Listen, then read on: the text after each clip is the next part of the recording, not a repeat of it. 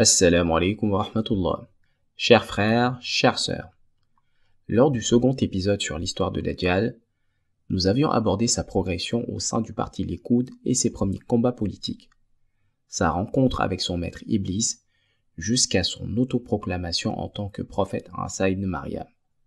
Dans ce nouvel épisode, nous allons décrire les étapes qui vont le conduire de la déclaration de prophète jusqu'à la proclamation de sa divinité. Nous verrons également la confrontation entre l'imam al-Mahdi et Dajjal et les différentes postures du monde musulman face aux multiples épreuves. Après avoir tué et ressuscité l'enfant, tous les juifs autour de Dajjal attestèrent et crurent en lui. Ce qu'il venait de vivre était identique au prodige que réalisait le prophète Isa alayhi salam. Dajjal leva alors la main et déclare: Je ne suis pas simplement venu pour le peuple juif, mais je suis venu pour le salut de tous les peuples. À partir d'aujourd'hui, abandonnez toutes les pratiques religieuses pour vous limiter à mes instructions. Je lance également un appel à toutes les communautés du monde, peu importe leur religion. Venez rallier ma mission, car d'ici peu, je vais annuler tous les accords économiques que l'imam al-Mahdi a signés avec les autres pays. À ce moment précis, quiconque ne rejoint pas ma mission fera partie des grands perdants. Sachez donc que cette mission est dans votre intérêt. Terminant son discours, Dajjal leur annonce: Je vous donne rendez-vous la semaine prochaine à l'intérieur de la mosquée Al-Aqsa. Je compte y tenir un discours public. Tout le monde applaudit à la fin de ce discours. Ce qu'il faut en retenir, c'est que Dajjal a entamé ses attaques envers le monde musulman. Le fait même de tenir un discours à l'intérieur de cette mosquée sacrée représente une provocation manifeste. À partir de ce moment, tous les adversaires de la mission de l'imam al-Mahdi commencèrent à rallier Dajjal. Les loges maçonniques, les adeptes d'autres religions, mais aussi et surtout la CIA et le Mossad, qui ont toujours échoué dans leurs nombreuses tentatives d'assassinat de l'imam al-Mahdi. Il s'agit là d'une occasion en or à saisir, même si Dajjal n'est pas le prophète Isa mais l'antéchrist. Son premier discours a bouleversé le monde musulman. Une voie pour contrecarrer la mission du Mahdi se présente alors à eux. Pire, dans les pays arabes et musulmans, certains ont commencé à croire en Dajjal comme étant le Messie. Selon eux, étant donné que la marque kafir devant être inscrite sur son front n'est pas visible, le personnage en question n'est pas le Dajjal. En réalité, ils ignorent que Dajjal ne naîtra pas avec la marque kafir, mais celle-ci arriverait plus tard au cours de sa vie. Tout ceci n'est que prétexte pour croire en l'éventualité que Dajjal puisse être le prophète Isa ibn Maryam. En effet, ces derniers craignent les mesures de répression économique annoncées par Dajjal. D'autant plus que la plupart des leaders du monde islamique tentent de fuir pour se réfugier à la Mecque ou à Médine. Pendant ce temps à Médine, l'imam al-Mahdi convoque une réunion avec son entourage et leur demande leur avis sur la crise.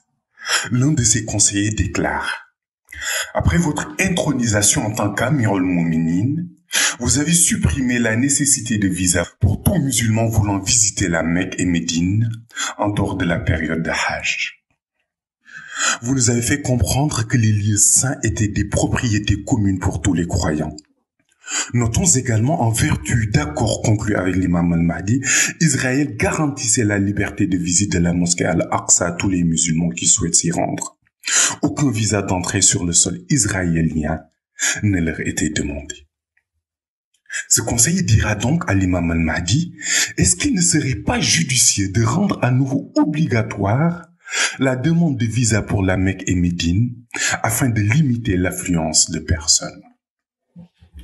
L'imam al-Mahdi lui répondit: C'est vrai que c'est une bonne idée, mais le problème est que ceux qui devraient rester dans leur pays de résidence pour organiser cette mesure sont tous en train de venir ici à la Mecque et à Médine. La situation semblait être sans issue. Ce serait une défaite criante pour le monde musulman si Dajjal venait à tenir un discours anti-islam à l'intérieur de la mosquée Al-Aqsa et y revendiquer être le prophète Isa. L'imam al-Mahdi réfléchit un moment puis proposa à ses compagnons de prendre les bus pour retourner à la Mecque car il compte s'adresser à la Oumma islamique sur le mont Arafat. Il demanda qu'on lui trouve un cheval blanc sur lequel il se tiendra pour tenir son discours. Il ordonna également que celui-ci soit diffusé en direct par l'ensemble des médias musulmans. Le lendemain, sur le mont Arafat, devant un grand nombre de musulmans, l'imam al-Mahdi sur son cheval blanc et muni de sa canne entama son discours. Beaucoup de dignitaires occupant des postes clés au sein du commerce international islamique sont ici à la Mecque et à Médine. Ils nous ont présenté leurs excuses car ils n'étaient pas au courant de la consigne qui leur avait été donnée, à savoir de rester dans leur pays. Leurs excuses ont déjà été acceptées car ils sont déjà ici présents. Mais ce que je ne peux pas accepter, c'est que Dajjal puisse vous déstabiliser. Sachez que nous allons bientôt vivre des années de crise et de difficultés. Tout ce qui pourra nous sauver, ce sera notre iman, notre croyance ferme en Allah subhanahu wa ta'ala, que chacun renouvelle sa croyance en Allah. Également, ajoute-t-il, il faut que la Oumma islamique se serre les coudes. Même s'il y aura des divisions, le reste de la Oumma doit s'unir et se souder davantage, car le camp adverse prépare une grande coalition. Que chacun apprenne conscience et demeure dans l'adoration continue d'Allah subhanahu wa ta'ala. Pour ce qui est du reste, je m'en charge personnellement. Un journaliste s'avance pour poser une question, mais le protocole sécuritaire du Mahdi lui barre la route. Celui-ci leur ordonne de le laisser faire. Que pensez-vous de l'affirmation de celui qui revendique être Isa et que vous surnommez Dajjal? Il dit qu'il fera un discours à la mosquée Al-Aqsa et s'il y parvient, cela paraîtra comme une adhésion à sa cause du monde musulman. D'autant plus que Al-Aqsa est le 3e lieu saint de l'islam, demande le journaliste. C'est pour cette raison qu'il ne tiendra jamais de discours à l'intérieur de Al-Aqsa, répondit l'imam al-Mahdi. Le discours étant diffusé en direct, cette réponse de l'imam al-Mahdi provoqua un grand bruit en Israël. Les musulmans de la mosquée Al-Aqsa demandèrent à l'entourage de l'imam al-Mahdi quelle attitude adopter si d'aventure Dajjal venait à pénétrer dans la mosquée. Vous n'aurez rien à faire. Même si Dajjal rentrait dans la mosquée, ne lui barrez pas la route, ne le touchez pas. Continuez à lire votre Coran, à prier et poursuivez vos oraisons. Mais n'intervenez pas, répondit l'imam al-Mahdi. Les musulmans se plièrent donc à la consigne. Dajjal est interrogé sur le discours du Mahdi qu'il a suivi en direct. C'est parce que vous lui avez offert trop de pouvoir. Déjà, ce pays, Israël, ne lui appartient pas et il se permet de prendre des décisions. Mais la semaine prochaine, on saura si je vais y tenir un discours ou non, répondit-il. Le jour J, Dajjal, âgé de 29 ans, entouré des Juifs et de nouveaux partisans, se dirige vers la mosquée Al-Aqsa. Alors qu'il s'en approche, il aperçoit un Palestinien membre de la branche politique du Hamas. Arrivé à sa hauteur, Dajjal éclate de rire en déclarant « Vous êtes ceux qui me font le plus pitié, car vous savez pertinemment que je ne vais pas laisser passer l'accord que vous avez signé avec mon pays. » Le Palestinien lui répond « Nous, Palestiniens, c'est en Allah que nous croyons, au prophète Mohammed sallallahu alayhi wa sallam, et en l'imam al-Mahdi nous obéissons. Même si tu avais le paradis, nous n'en voudrions pas. Si tu comptais nous jeter en enfer, nous sommes prêts à l'endurer, mais jamais. Nous ne croirons à toi. » Extrêmement frustré par cette réponse, Dajjal en colère avance d'un pas ferme vers la mosquée. Une fois arrivé, son cortège s'installe devant la porte et attend que celui-ci entre pour tenir le discours qui désavouera l'imam al-Mahdi. Il fait un pas dans la mosquée et aperçoit alors les fidèles musulmans. Les uns prient, d'autres tiennent leur chapelet. Dès qu'il posa son 2e pied dans la mosquée, il aperçoit subitement la représentation mystique au hijab du prophète Isa ibn Maryam. La représentation mystique du prophète Aïssa est vêtue d'une djellaba blanche éclatante. Son visage est lumineux et radieux. Dajjal est soudainement surpris. Il prit peur, pensant que ses adeptes derrière lui apercevaient le prophète Aïssa. Il n'avait plus le courage d'avancer. La représentation mystique du prophète Aïssa le fixant sévèrement du regard. Devant cette vision, Dajjal recule et demande à ses adeptes: « Avez-vous vu ce que j'ai vu ?» Ils lui répondent que non, nous n'avons rien vu. Lorsqu'il voulut leur dire qu'il venait d'apercevoir le prophète Aïssa ibn Maryam, il se rappela que c'est la mission dont il se revendique. Ce serait alors un total discrédit s'il venait à l'avouer. Il recula en ces termes: « Sortons tous pour aller à la synagogue Hurva. Je ferai ma déclaration là-bas. » La foule le suit, marchant lentement. Elle se demande pourquoi ce changement de cap. C'est comme s'il venait de confirmer les paroles du Mahdi. Les adeptes de Dajjal étaient surpris par cette déroute. En chemin, Dajjal réfléchissait comment maquiller son échec. Alors qu'il était en pleine réflexion, Iblis entre dans sa voiture et lui dit: « Lorsque tu débuteras ton discours, dis au public que l'imam al-Mahdi voulait te piéger. Dis-leur, comme tu es doté de pouvoirs mystiques pour contourner n'importe quel piège, tu as finalement reculé pour aller faire le discours à la synagogue Hurva. Si tu leur expliques ceci, ils ne prêteront plus attention à ce qu'avait annoncé Imam al-Mahdi, à savoir que tu ne tiendrais jamais un discours dans la mosquée. » Arrivé devant la synagogue avec son cortège, Dajjal descend de sa voiture, habillé de son manteau jaune, et se dirige vers la porte. Le vieil homme en charge de la synagogue et qui y vit en permanence ouvre la porte. Lorsque Dajjal l'aperçoit, il lui sourit et lui demande: « Est-ce que tu te souviens de moi ?»« Je ne t'oublierai jamais, » lui répond le vieil homme. Dajjal réplique: « 12 ans déjà. Ta mémoire est donc très bonne. » Mais le vieux ne prononce pas un mot et retourne s'asseoir à l'intérieur. La foule commence alors à s'installer devant la synagogue. Les caméras de télévision se positionnent pour la retransmission de la déclaration. Dajjal reste un moment à l'intérieur de la synagogue puis sort. Devant la foule, il déclare: « Je sais que vous vous demandez pourquoi je n'ai pas tenu mon discours à l'intérieur de la mosquée Al-Aqsa. Mais je vais vous donner une explication claire.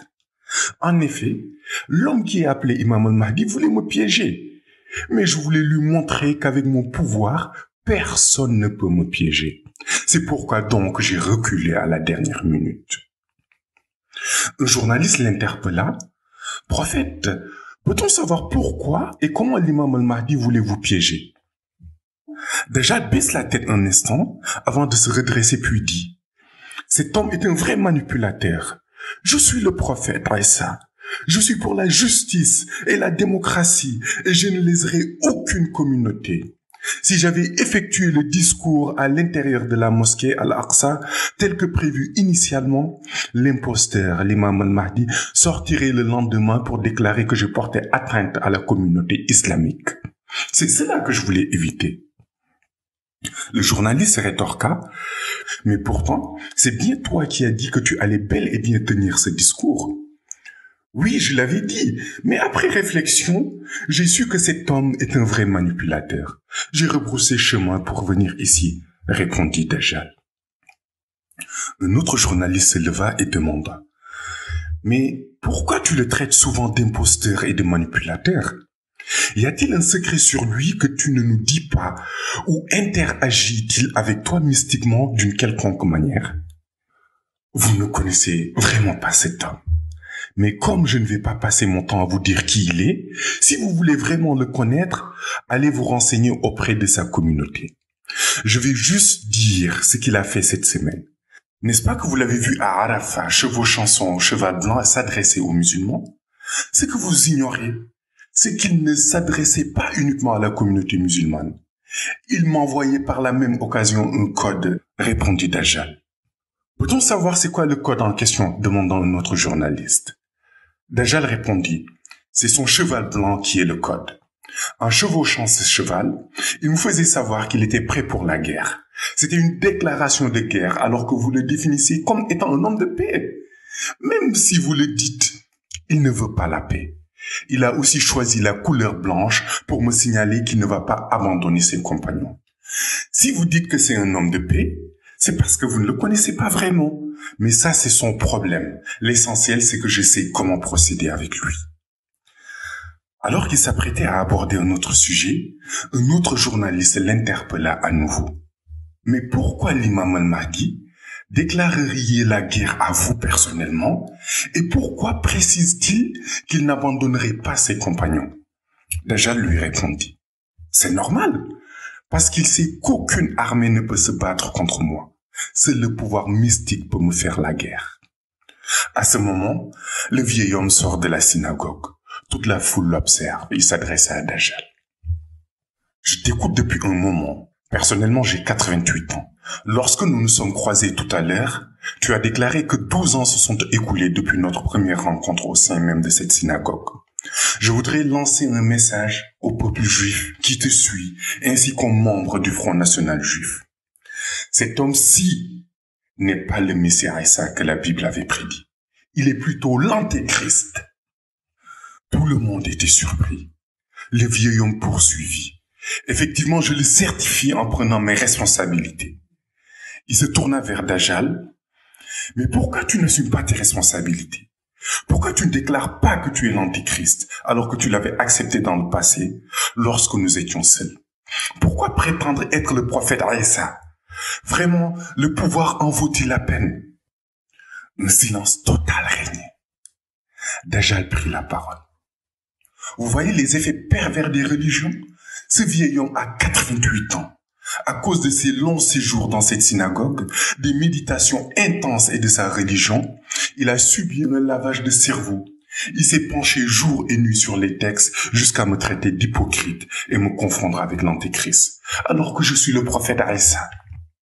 Même si tu le dis, tu ne crois pas, rétorqua le vieil homme. Dajjal répliqua, d'accord, mais ce sera le dernier mot que tu prononceras contre moi. Il pointa son index gauche vers le vieil homme. De sa main portant l'anneau magique, il saisit le vieil homme par son pouvoir mystique et le projeta dans les airs. Par son doigt, il faisait tournoyer le vieil homme dans les airs, au point de lui donner des vertiges. Soudain, il frappa sa main contre le sol et le vieil homme s'écrasa. La violence du choc, ayant fracturé sa colonne vertébrale, était telle qu'on pouvait entendre le bruit. Un silence sinistre régnait dans la foule.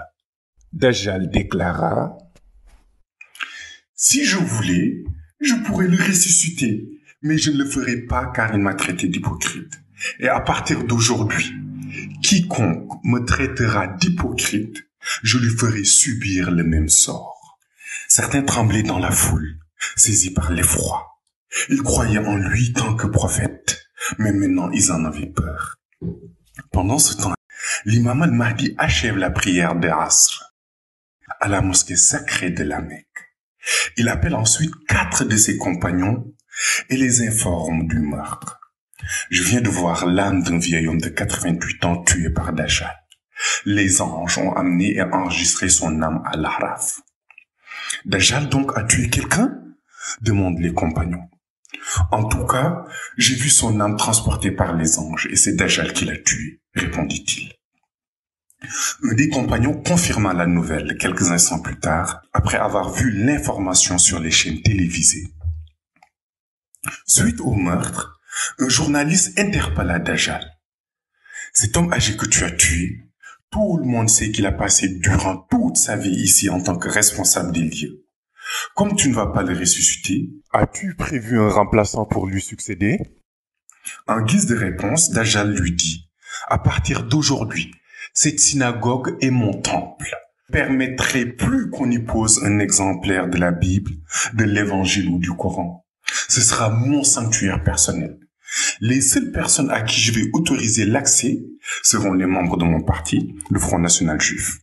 Ici, ce sera mon nom qui sera glorifié. J'ai hâte d'être aux élections pour vous montrer mon pouvoir. C'est ainsi que la rencontre prit fin. Le public est resté sur sa faim au sujet du discours qui devait se tenir devant la synagogue.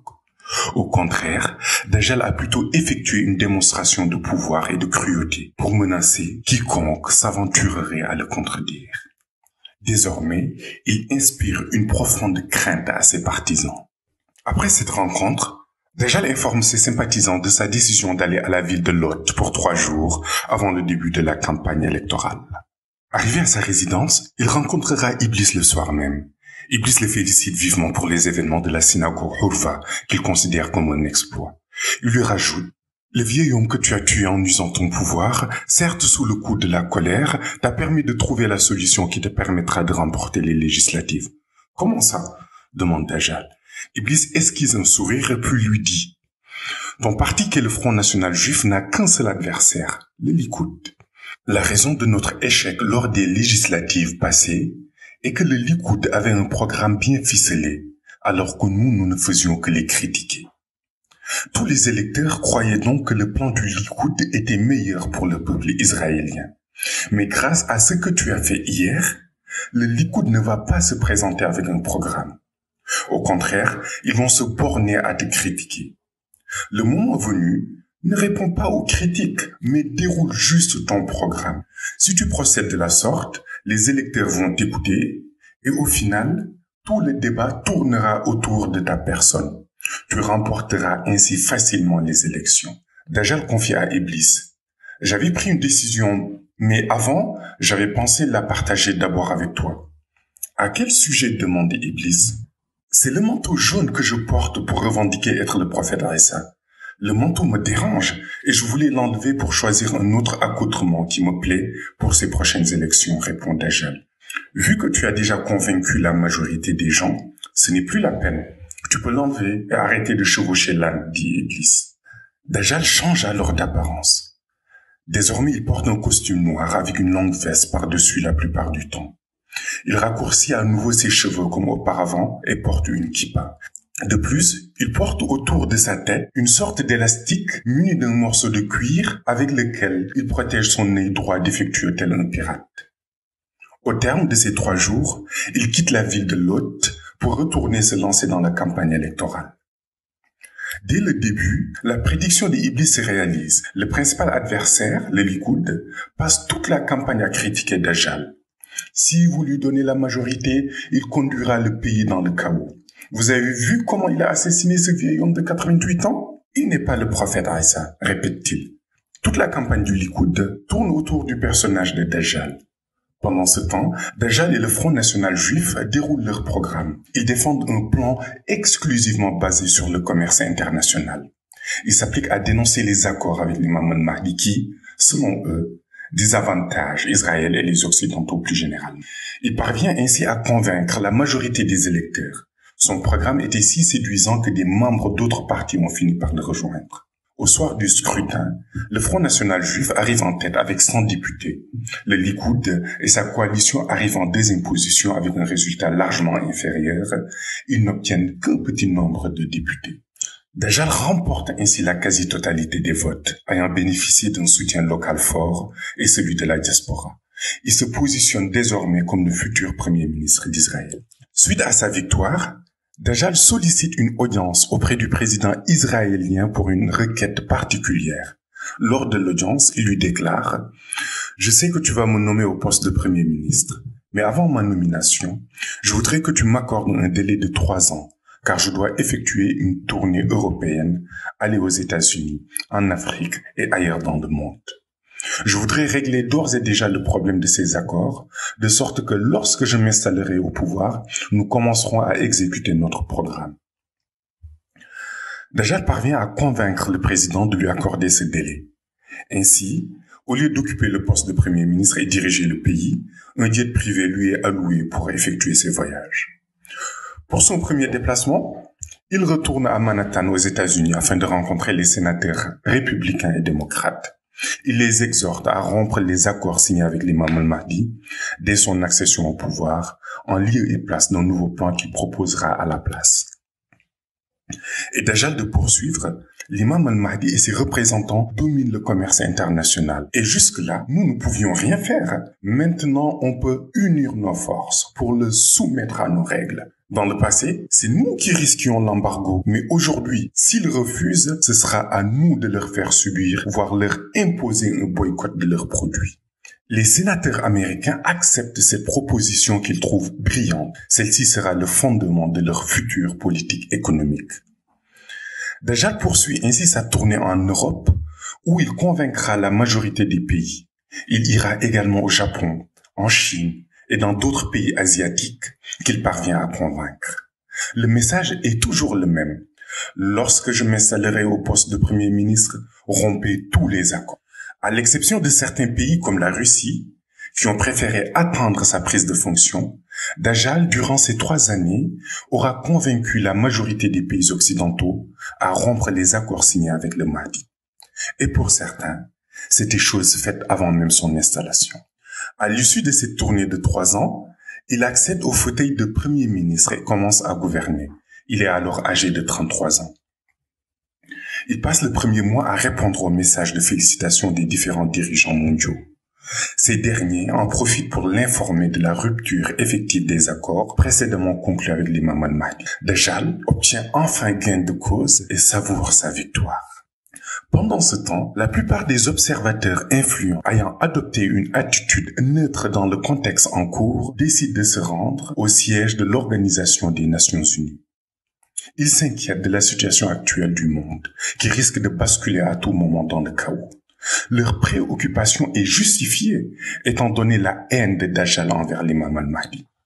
D'autant plus que Dajjal, ayant revendiqué être le prophète Isa, possède un pouvoir mystique extraordinaire, tout comme l'imam al-Mahdi déclarait Amirul Mu'minin. De ce fait, les observateurs avertissent l'organisation que si aucune solution n'est trouvée, l'annulation des accords entraînera le monde dans le chaos. Un appel qui trouve un écho favorable auprès du secrétaire général des Nations Unies, qui partage leur avis. L'ONU décide d'organiser une conférence de paix à son siège et envoie des invitations aux grands dirigeants dont Dajjal et l'imam al-Mahdi. Lorsque les États-Unis apprennent l'initiative, ils décident d'interdire l'accès de leur territoire à l'imam al-Mahdi, car plus aucun accord ne les lie désormais. En réalité, l'interdiction a été prise dans le seul but de faire plaisir à Dajjal.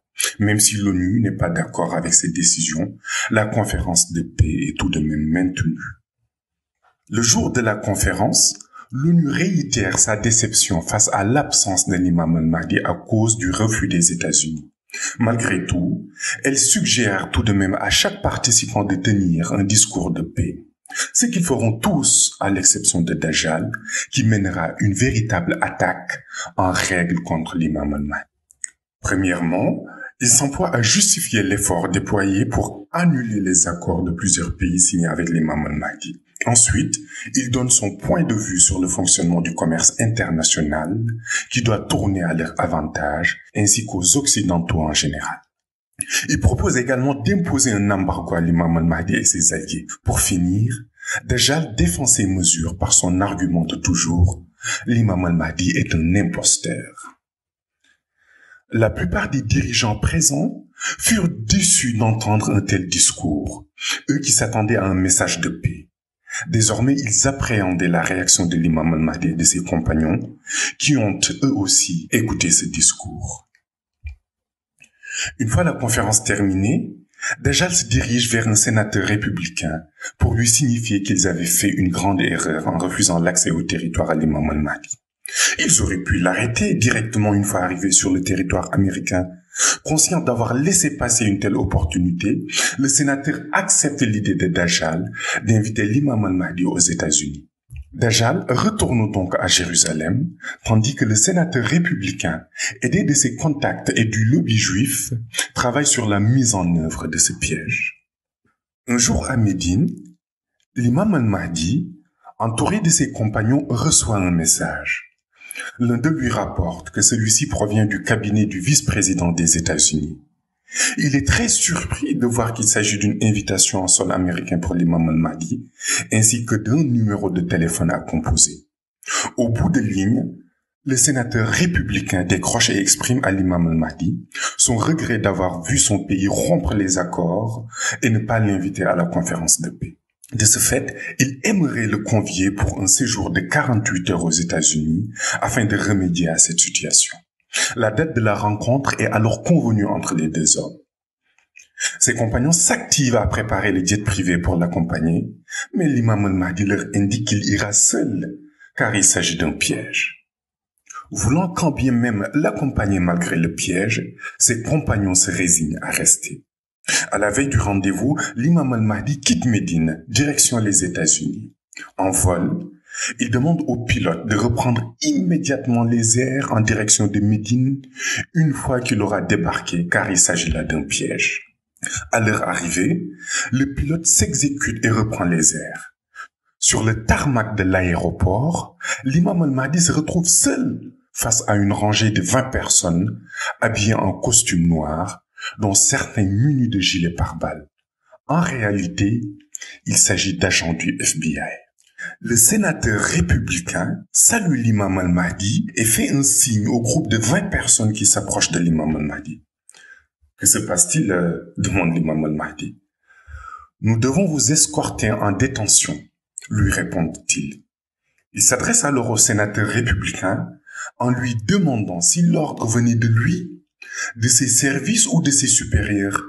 Le sénateur lui répond qu'il n'a pas le choix et doit l'escorter en détention pour 72 heures. « Inch'Allah, je ne passerai pas plus de 10 heures en détention », conclut l'imam al-Mahdi. Il est alors escorté jusqu'à une cellule d'environ 2 mètres carrés munie d'une chaise. À l'extérieur, des agents entament leur tour de garde lorsque l'imam al-Mahdi interpelle leur supérieur. « Dans 30 minutes, vous viendrez me voir pour trouver une solution. » Le supérieur s'est mis à rire et s'en alla. Dès qu'il quitta la cellule, le prophète Mohammed sallallahu alayhi wa sallam fit son apparition en une sublime lumière blanche et demanda à l'imam al-Mahdi de réciter 7 fois la formule suivante. Ya Allahu kun fayakun. L'imam al-Mahdi s'exécuta et un séisme se déclencha à Washington, en Californie, à New York et dans d'autres villes américaines. Le supérieur retourna voir l'imam al-Mahdi dans sa cellule pour le questionner au sujet des tremblements de terre en cours. Ce dernier fit mine de rien savoir de la situation, ne manifestant aucun intérêt à la question posée. Même attitude, même réponse lorsque le supérieur lui demanda si ces événements étaient en rapport avec son arrestation. Pendant ce temps, la terre continue de trembler. Dépassé par la situation chaotique dans le pays, le sénateur, alerté par le supérieur des agents de détention, se dirige vers la cellule de l'imam al-Mahdi. Il lui indique avoir été informé de l'échange qu'ils ont eu auparavant et que nécessairement, il est à l'origine des événements en cours. Il lui propose une libération et un vol retour à Médine par leurs soins, en échange de l'arrêt du séisme pour éviter de plus grandes catastrophes. Une proposition qu'accepte l'imam al-Mahdi comme solution à la situation. L'imam al-Mahdi sort donc de détention. Un jet privé l'attend sur le tarmac pour le ramener à Médine. Il refuse d'y monter. En effet, il sait que celui-ci est piégé. Il doit exploser une fois l'appareil dans les airs. Le temps des protocoles de ce bas monde, tels que monter dans les jets privés pour voyager, est désormais révolu. Il est temps de faire face au vrai pouvoir mystique. Il récite à nouveau 7 fois la formule Ya Allahu kun fayakun et disparaît devant eux. Il apparaît instantanément à Médine devant ses compagnons. Une foule de caméras de télévision l'encercla, surprise de son apparition soudaine à Médine. En effet, tout le monde le savait en détention aux États-Unis. Le monde islamique commence à entrer dans une grande euphorie en scandant « Allahu Akbar, Allahu Akbar », les drapeaux levés. Dans son bureau, Dajjal entra dans une colère noire en apprenant ce qui venait de se passer. L'imam al-Mahdi venait d'obtenir une fois de plus une victoire éclatante. Il décida donc de mettre en place un autre stratagème. Il se dirige vers l'extérieur pour retrouver son chauffeur et lui demande de l'amener discrètement à la ville de Lot sans avertir le protocole de sécurité. Il ne souhaite pas être accompagné. Une fois arrivé, il demande au chauffeur de rebrousser chemin afin de ne pas éveiller de soupçons sur son absence. Il lui demande également de garder le silence. Après avoir retiré sa veste dans la chambre, Dajjal se dirige vers le puits de la maison. Aussitôt ouvert, il lève la main gauche sur laquelle se trouve sa bague, prononce ses formules mystiques, puis saute dans le puits. En plongeant, il rencontre Iblis qui se dirigeait vers la sortie.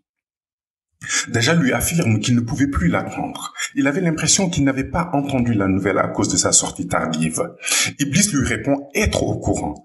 Dajjal ajoute que tout ce qui se passe actuellement est dû à l'erreur des États-Unis. Maintenant, le monde musulman est de nouveau victorieux. Iblis lui répond qu'il a une solution à ce problème.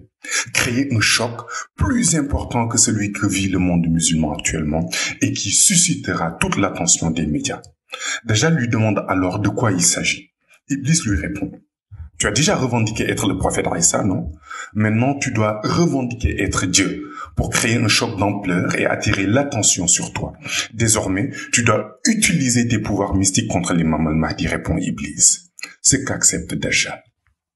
Pendant ce temps, l'imam al-Mahdi se trouve à Médine accompagné de certains de ses compagnons. Ils viennent de terminer la prière de Dhuhr et s'apprêtent à rejoindre leur résidence. L'imam al-Mahdi leur demande de le devancer le temps qu'il se repose un peu. Il dépose son turban vert sur le tapis vert de la mosquée en guise d'oreiller et s'allonge.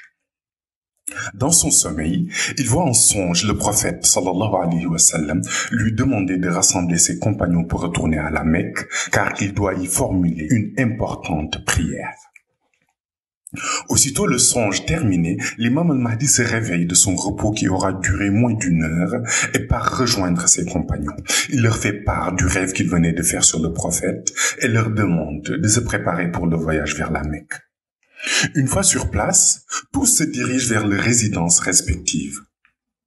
Au même moment, Dajjal, par le pouvoir mystique de sa bague en or, rejoint son bureau à Jérusalem en un clin d'œil. À son arrivée, il ordonne à son protocole d'organiser un rassemblement qui sera diffusé en direct. Tous les dignitaires du Front National Juif, les députés et alliés du parti ainsi que ses sympathisants devront être présents. La rencontre a lieu le lendemain. Devant un public venu en nombre, Dajjal prend la parole. Je voudrais aborder 3 points avec vous. Le premier est que j'ai réussi à anéantir celui qu'on nomme l'imam al-Mahdi, car tous les accords qu'il a eu à signer avec certains pays sont annulés excepté la Russie, qui changera sûrement d'avis si j'entame une discussion avec eux. Le public applaudit et Dajjal continue son discours en ces termes. Le deuxième point est qu'il a été invité aux États-Unis pour assister au sommet, mais il ne s'est pas présenté par peur de se retrouver face à moi. Le troisième point est que tous ses alliés sont actuellement en retrait et se font discrets. Bien qu'hier, nous les avons vus s'exprimer sans grande conviction à travers une chaîne de télévision.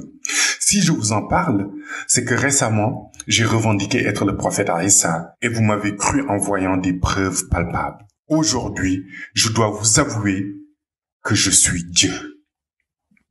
Parmi les Juifs présents dans la salle, certains reculent sous le choc de ce qu'ils venaient d'entendre.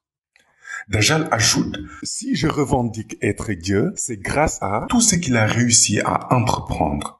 La foule, toujours sous le choc, reste silencieuse. Et Dajjal d'ajouter en s'adressant au public: doutez-vous de ma divinité? Car si c'est le cas, je formerai un groupe constitué de plus d'une centaine d'individus pour aller chaque pays et faire adhérer les partisans de l'imam al-Mahdi à sa propre cause. À ce moment-là, le public commence à applaudir. Au même moment, le prophète Mohammed sallallahu alayhi wa sallam apparaît à l'imam al-Mahdi à la Mecque et l'informe que l'heure de formuler l'importante prière est arrivée. L'imam al-Mahdi se lève et se dirige vers la mosquée d'Al-Haram, accompagné de ses compagnons. Arrivé entre la Kaaba et la station Maqam Ibrahim, l'imam al-Mahdi s'arrête et répète 7 fois la formule suivante. Bismillahirrahmanirrahim. La ilaha illallah al-halim al-karim. Subhanallahi rabbi samawati sab'a wa rabbi arshil azim. Il termine sa prière par cette invocation. Allah, je t'implore de montrer aux yeux de tous que Dajjal n'est pas ce qu'il prétend être, mais bien un mécréant. Ayant terminé, l'imam al-Mahdi lève les yeux au ciel et aperçoit un ange quittant le monde Ghaib en direction du monde Shahada à l'aide d'un Inayatu Rabbani, un moyen de locomotion mystique. Cet ange se dirige jusqu'à Jérusalem où se trouve Dajjal et lui assène un violent coup au front.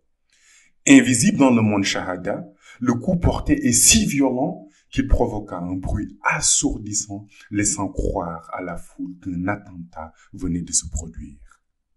Dajjal fut déséquilibré par le coup, au point qu'il faillit tomber. Mais il finit par se ressaisir.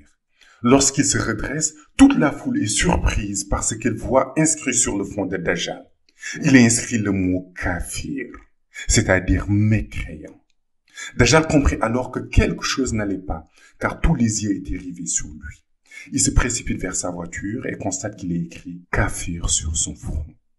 Il tente d'user de ses pouvoirs mystiques avec sa bague en or pour faire disparaître l'inscription. Sauf qu'au contraire, celle-ci devient encore plus visible. Dajjal comprend alors qu'il ne pourra pas l'enlever et se met à réfléchir sur un moyen de justifier ce qui venait de se passer.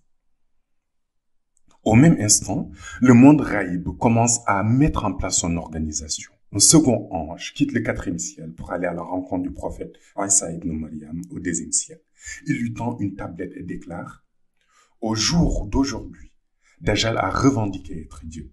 Cette tablette comporte un échéancier de 40 jours.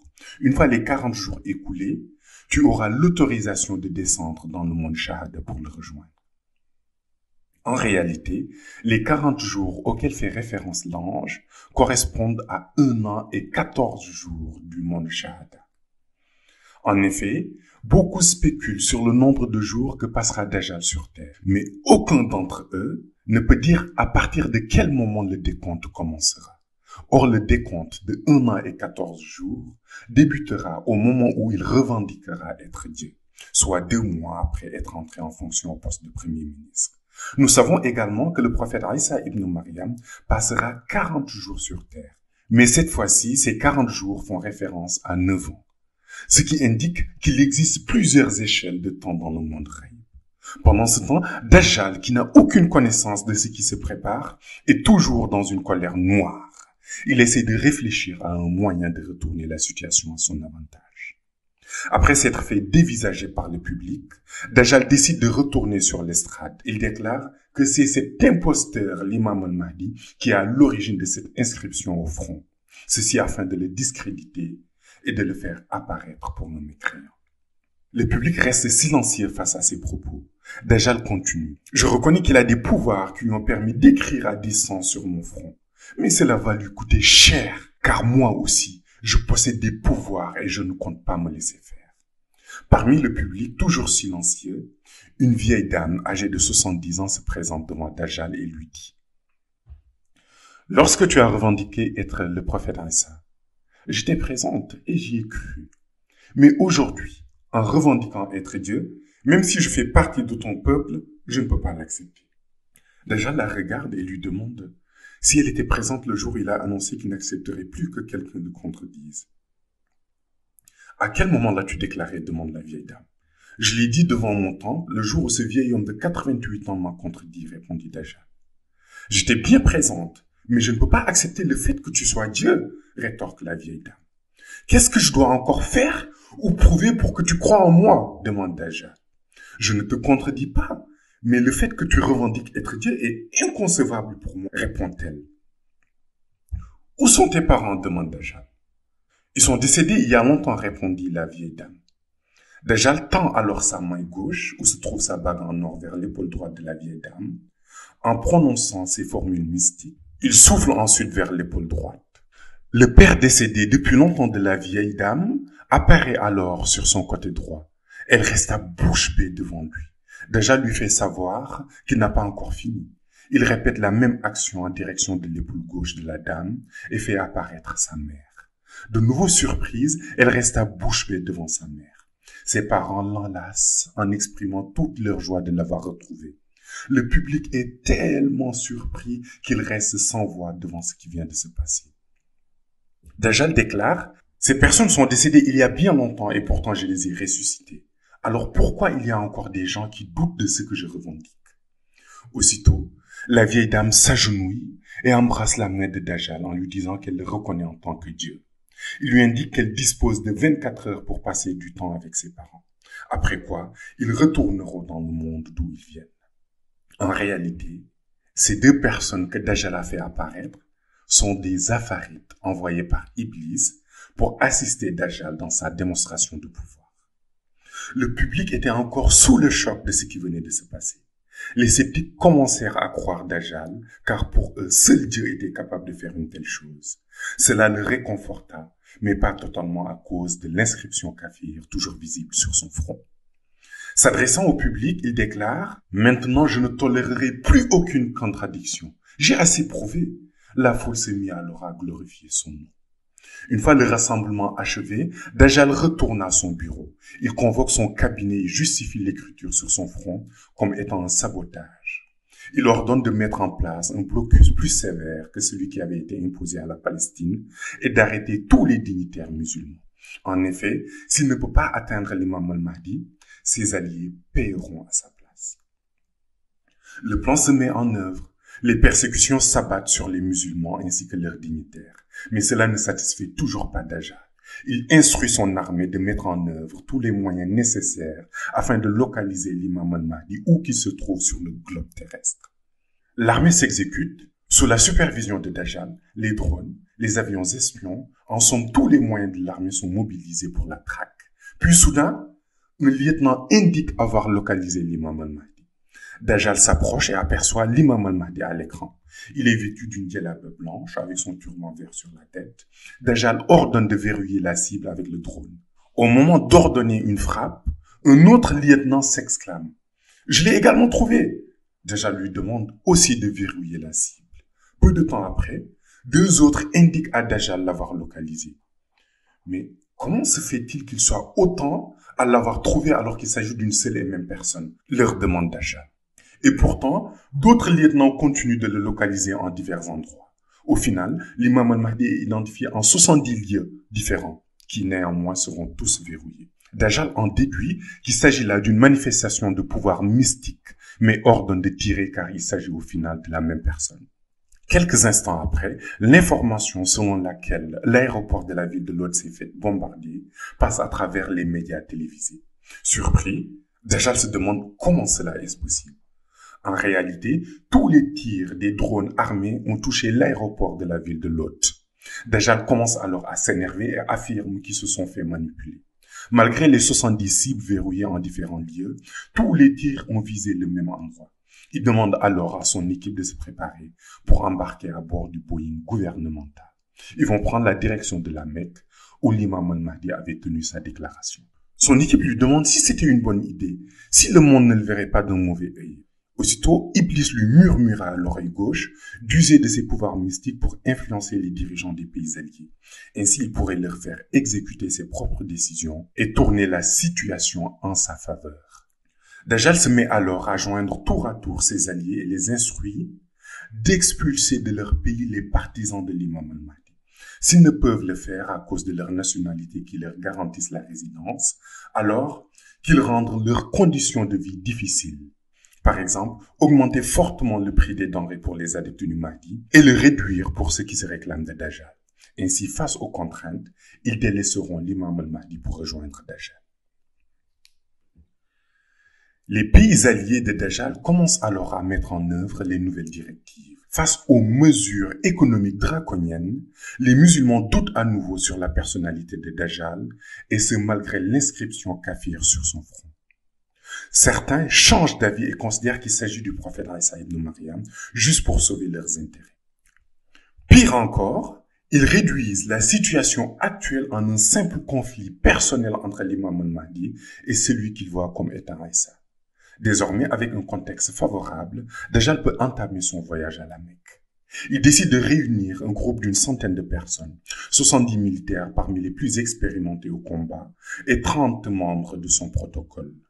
Ils prennent ensuite la direction de l'aéroport de Tel Aviv et embarquent à bord du Boeing 747 doté de 5 moteurs. Après le décollage, Dajjal explique aux membres à bord que suite à l'attaque avortée des drones pour éliminer l'imam al-Mahdi, il est impératif de se rendre à la Mecque ou à Médine afin de l'identifier formellement et le supprimer. Dajjal considère qu'il ne peut être que dans une de ces deux villes. Le lieutenant à bord lui indique que si l'imam al-Mahdi s'y trouve comme il l'affirme, l'appareil deviendrait une cible à abattre pour les radars de défense en pénétrant dans l'espace aérien saoudien. Il lui suggère de faire escorter l'appareil par 4 avions de combat de type F-16 jusqu'à l'atterrissage. C'est alors que Dajjal lui répond « Je pense que vous avez raison, mais l'escorte ne sera pas nécessaire. Je dispose d'un pouvoir mystique qui, en pénétrant dans l'espace aérien, me permettra de nous rendre non identifiables et de passer inaperçus. À l'approche des limites de l'espace aérien de l'Arabie Saoudite, le lieutenant se retourne et demande à Dajjal de regarder en direction de son épaule gauche. Ce dernier se retourne et aperçoit dans l'appareil un oiseau ressemblant à un pélican blanc. Comment cet oiseau a pu être embarqué à bord, se demandent les passagers. Dajjal fixe alors l'oiseau dans les yeux. Ce dernier déploie ses deux ailes, ouvre le bec. L'équipage entend alors une parole surprenante. Bismillahirrahmanirrahim.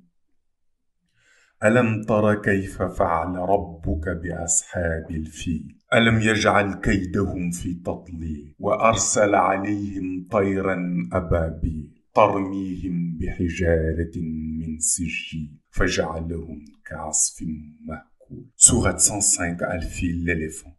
À cet instant, le pilote se retourne vers les passagers et leur indique que l'appareil vient de perdre un réacteur. Dajjal déclare alors que ce pélican n'a pas été embarqué à bord par erreur, mais il s'agit plutôt d'une manifestation d'un pouvoir mystique à l'œuvre. À nouveau, l'oiseau se met à répéter la sourate de l'éléphant. Et une seconde fois, le pilote déclare la perte d'un autre moteur. Il ne reste plus alors que 3 réacteurs fonctionnels. Les passagers s'inquiètent du risque d'une perte supplémentaire si l'oiseau répétait à nouveau ces versets. Pour une 3e fois, le pélican récite la sourate Al-Fil, entraînant la perte d'un 3e moteur de l'appareil. Ne restant plus que 2 réacteurs fonctionnels, le pilote recommande de retourner à Tel Aviv pour éviter l'écrasement pour lequel il risque de n'y avoir aucun survivant. La priorité est d'épargner la vie de l'équipage en lieu et place de la mission d'élimination de l'imam al-Mahdi. À la question de Dajjal, demandant si faire demi-tour était possible, le pilote répond par l'affirmative.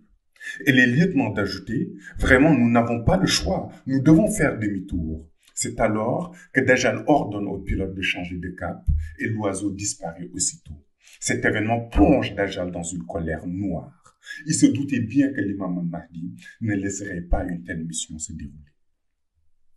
Cette séquence à bord de l'appareil fait référence au hadith du prophète sallallahu alayhi wa sallam, mentionnant que des anges se dresseront sur le chemin de Dajjal et déploieront leurs ailes pour l'empêcher d'accéder aux villes saintes de la Mecque et de Médine. Plusieurs ont interprété les propos du prophète en affirmant que les anges seraient physiquement sur terre, ailes déployées, montant la garde sur les routes menant aux cités saintes. En réalité, il s'agit bel et bien de cette phase à bord de l'avion avec ce mystérieux pélican blanc qui, en fait, est un ange. De retour à l'aéroport de Tel Aviv, Dajjal demande à son armée de lui convoquer un des dignitaires musulmans parmi ceux arrêtés auparavant. L'un d'entre eux est amené devant Dajjal. « Es-tu musulman ?» lui demande-t-il. « Oui, je suis musulman », répond le dignitaire. « En quoi crois-tu » demande Dajjal. « Je crois en Dieu. Le prophète Mohammed sallallahu alayhi wa sallam est mon prophète. J'obéis aux instructions de l'imam al-Mahdi, lui répond-il. Dajjal tend alors sa main gauche, prononce ces formules mystiques sur sa bague et sa main se transforme en sabre. D'un coup, il tranche la tête du dignitaire qui atterrit plus loin. « J'avais besoin de me venger sur ceux qui œuvrent en permanence contre moi, déclare-t-il. À ce moment précis, le soleil sur le point de se coucher vire au rouge et un vent de poussière commence à se lever. À la Mecque, les compagnons et musulmans interrogent l'imam al-Mahdi sur le phénomène qui est en train de se produire. Le Seigneur envoie sa colère sur terre. Dajjal vient d'exécuter un homme de bien, un musulman innocent. C'est pourquoi Dieu dévoile sa colère, leur répond-il. L'atmosphère s'obscurcit et de partout. Subitement, l'eau potable devient amère avec un goût salé. D'aucuns pensent que ce changement soudain est le résultat d'une probable attaque chimique. Les médias en parlent partout. Cependant, Dajjal s'engage à ravitailler tous ses partisans en eau potable. En effet, Dajjal avait fait d'importants stocks d'eau potable. C'est ainsi que son armée organise la distribution d'eau potable à ses sympathisants, leur évitant d'utiliser une eau courante devenue inconsommable. Toutefois, 2 sources d'eau demeurent inchangées comme l'indique l'imam al-Mahdi, celle de Zamzam à la Mecque et celle à Médine. Quant aux autres, elles fournissent toutes une eau amère, impropre à la consommation. Lorsque les compagnons lui demandent comment venir en aide aux croyants, l'imam al-Mahdi rappelle que la solution réside dans le renforcement de leur foi envers leur Seigneur. Aux agriculteurs, il prédit qu'une année de disette et de sécheresse se profile. Pas une seule goutte de pluie ne tombera du ciel. Une année difficile s'annonce alors. Sachez que Dajjal œuvre pour fournir eau et vivres à ses partisans, ainsi que toutes les commodités dont ils ont besoin au quotidien. Pour notre part, essayons de surmonter cette épreuve avec endurance, sachant que le Seigneur est avec nous. Quiconque a le Seigneur et le prophète Mohammed sallallahu alayhi wa sallam à ses côtés n'est pas démuni. Réfléchissons ensemble pour surmonter cette épreuve, conclut-il. Dajjal se réjouit de cette situation de détresse qui touche les musulmans et compte en profiter pour triompher de l'imam al-Mahdi. En effet, il met tout en œuvre pour faciliter le quotidien de ses partisans en cette période de crise. Il leur fournit eau, vivres et même des fonds pour financer leurs activités. La solidarité au-delà des frontières se met en marche pour répondre à toute demande. Cette assistance économique finit par porter ses fruits. À travers le monde, de nombreux fidèles de l'imam al-Mahdi finissent par rejoindre le camp de Dajjal avec l'assurance de lendemain meilleur. Ils quittent ainsi un quotidien fait de pénuries d'eau potable et de vivres pour rejoindre les rangs des sympathisants de Dajjal qui ne subissent aucune des difficultés en cours. Ceci montre que les fidèles de l'imam al-Mahdi, ayant rallié le camp de Dajjal, ne sont motivés que par leurs intérêts personnels et sont attirés par les biens matériels de ce bas monde. Face à cette situation, Dajjal, entouré de ses généraux dans son bureau, savoure sa mainmise sur la marche du monde. S'étant autoproclamé Dieu, il tient les rênes de toutes choses. Au même moment, à la Mecque, l'imam al-Mahdi s'adresse à l'ensemble des fidèles musulmans à travers une déclaration. Il recommande de réciter la sourate Al-Kahfi en intégralité ou ses 4 premiers versets au réveil avant de se coucher. Il indique que cette recommandation s'impose. Il soupçonne Dajjal de préparer une ruse envers les fidèles et que la négliger serait révélatrice d'une faille chez la personne. Cette déclaration, retransmise par les chaînes de télévision d'obédience islamique, parvient à l'ensemble des musulmans qui prennent connaissance de la recommandation. Pendant ce temps, Dajjal, en réflexion dans son bureau, pense que sa domination est inachevée. Iblis entre dans le bureau et lui suggère de prendre le contrôle des âmes des compagnons de l'imam al-Mahdi et des fidèles musulmans grâce à son pouvoir mystique. De ce fait, il pourra leur faire attester la profession de foi qu'ils ont tous les deux créée. En effet, à côté de l'attestation de foi musulmane, la shahada, proclamant l'unicité de Dieu et le statut d'envoyé d'Allah du prophète Mohammed sallallahu alayhi wa sallam, Iblis et Dajjal ont créé une attestation proclamant la divinité de ce dernier. Iblis ajoute que l'objectif est de la faire proclamer aux âmes des disciples de l'imam al-Mahdi. En effet, seuls les partisans de Dajjal attestent sa divinité pour l'instant. Ainsi, il sera plus facile pour Dajjal de manipuler l'esprit des disciples une fois que leurs âmes auront prononcé l'attestation qu'ils ont créée. Tu as raison. Comment dois-je maintenant procéder à ton avis, répond Dajjal. Iblis lui rappelle l'épisode de la tentative avortée de frappe de drone, durant laquelle l'imam al-Mahdi a dupliqué sa personne en 70 endroits différents. Toi aussi tu as le pouvoir de te dupliquer, lui dit Iblis. Donc fais-en de même, lui rajoute-t-il. Dajjal approuve l'idée et se met à l'œuvre. Il tend sa bague magique et prononce ses incantations. Il duplique alors son être en plus de milliers de semblables. Par voie mystique, il les achemine chacun dans les lieux où se trouvent les fidèles musulmans et les compagnons de l'imam al-Mahdi. Chacun de ces doublons de Dajjal s'immisce dans le rêve du disciple pendant son sommeil et fait répéter à son âme la profession de foi créée par Iblis. À son réveil, le disciple est envahi par le doute et se remet en question. Il commence alors à prendre ses distances avec le Coran, les enseignements du prophète, voire même avec l'imam al-Mahdi, jusqu'au jour où il finit par allier la cause de Dajjal. Lors de l'organisation de la vie de Dajjal à travers le manuel de l'histoire sainte dans le monde Raïb, le grand pôle secoureur avait manifesté au prophète sa volonté d'intervenir quand arrivera cette phase où Dajjal corrompra les âmes. Son vœu était de permettre aux musulmans de pouvoir reconnaître Dajjal lorsque celui-ci leur apparaîtra en rêve. Pour ce faire, celui-ci devra apparaître borné, ne pouvant voir que d'un seul œil et non des deux. Le prophète accéda à sa requête et le paramétrage de la mission de Dajjal se poursuivit dans le manuel. C'est ainsi que Dajjal apparaîtra borgne dans les rêves des musulmans qu'il cherche à détourner en leur faisant prononcer sa propre attestation de foi. Sachez que le Seigneur lui a permis, avant même sa naissance, d'exercer ce pouvoir mystique de corruption sur les musulmans. Ainsi, ceux qui avaient suivi les recommandations de l'imam al-Mahdi, à savoir la récitation de la sourate Al-Kahfi, la caverne, sourate 18, au coucher et au réveil, se voient en rêve en train de répéter les 4 premiers versets de la sourate et de faire fuir Dajjal qui s'éloigne en hurlant. Quant à ceux qui n'avaient guère pris leurs précautions, ils se voient en rêve en train de réciter l'attestation de foi de Dajjal. À leur réveil, ils commencent à renier leur foi en Dieu, au prophète, et s'écartent des instructions de l'imam al-Mahdi. Ils finissent plus tard par rallier le camp de Dajjal. Ainsi, depuis Jérusalem, Dajjal envahit les demeures des musulmans et des compagnons de l'imam al-Mahdi à travers ses copies disséminées partout dans le monde. Ils s'immiscent dans le rêve et parfois apparaissent pour être visibles à l'œil nu. Quiconque néglige les recommandations de l'imam al-Mahdi finit par rejoindre le camp de Dajjal. Cette ruse de Dajjal finit par ravager le monde musulman qui commence à se soulever. Les manifestations des fidèles sont violemment réprimées par un pouvoir en place, entièrement acquise à la cause de Dajjal. Pire, des contre-manifestations sont organisées pour narguer les disciples de l'imam al-Mahdi et leur signifier que leur situation déplorable est le fruit de leur opposition à Dajjal. Certains parmi eux finiront par faire défection et rejoindre les partisans du faux messie pour espérer un meilleur sort.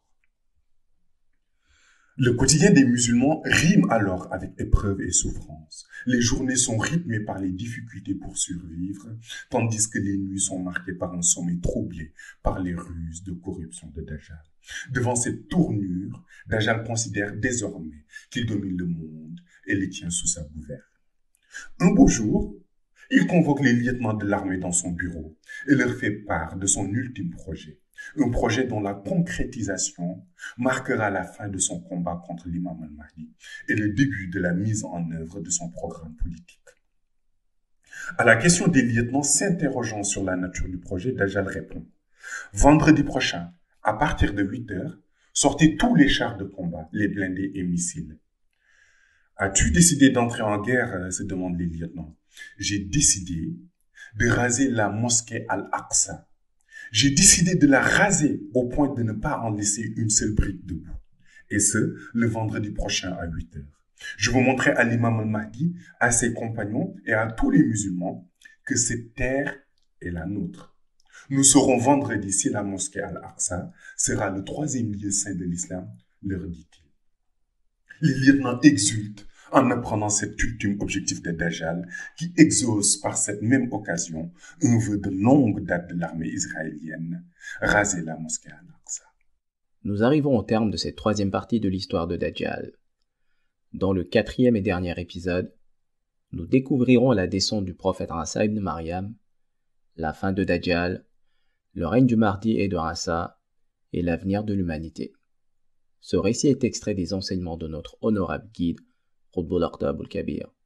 Merci pour votre attention et à bientôt sur votre chaîne, les enseignements du Mahdi. Assalamu alaikum wa rahmatullahi ta'ala